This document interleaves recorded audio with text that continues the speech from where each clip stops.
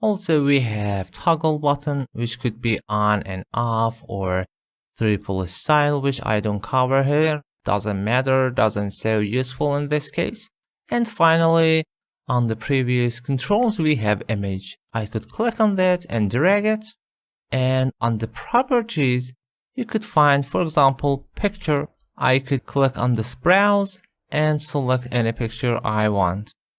Now I could select any picture I want and open, and there it is. We have some other properties. As an example, we have alignment, we have the picture size mode to be stretched, could be to zoom mode. For example, on the stretch, the aspect ratio actually could be distracted, but on the zoom mode, that's not gonna distract it. It will try to fit inside of the frame.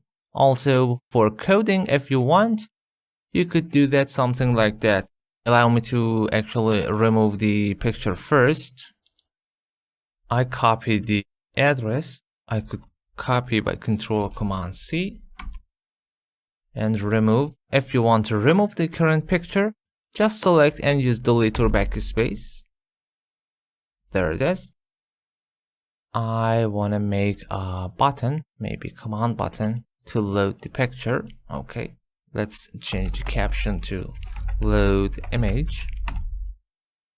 Double click and say image1 dot picture equal, and you could load your file. I could type the address inside of double quotations, similar to any strings.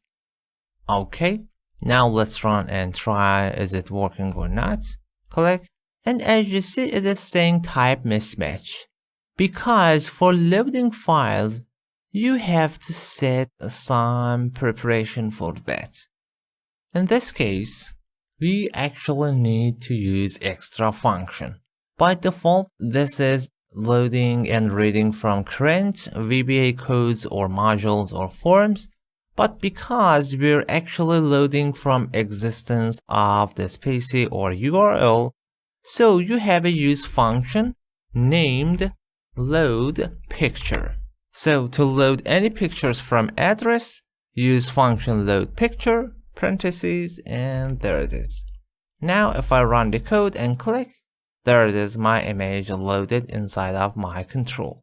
So if you want to assign any address for loading picture, you have to use load picture function and then add your address inside of quotations.